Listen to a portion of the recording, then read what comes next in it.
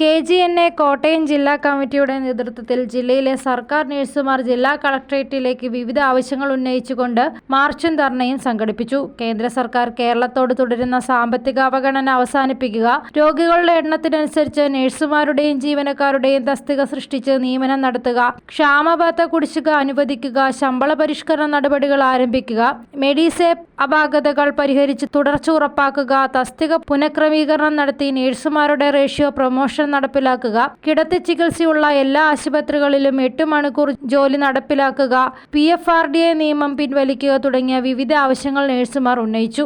ജില്ലാ ആശുപത്രിയുടെ മുന്നിൽ നിന്നും ആരംഭിച്ച മാർച്ച് കളക്ടറേറ്റ് മുന്നിൽ സമാപിച്ചു. CITU സംസ്ഥാന വൈസ് പ്രസിഡന്റ് TR രഘുനാഥ് ഉദ്ഘാടനം ചെയ്തു. ഗവൺമെന്റും പ്രതികൂട്ടിലായിരിക്കുന്നു, സമൂഹത്തിന് വല്ല നഷ്ടമുണ്ടാക്കിയിരിക്കുന്നു, ഖജനാവിന് വല്ല നഷ്ടമുണ്ടാക്കി എന്നൊക്കെയാണ് വാദം.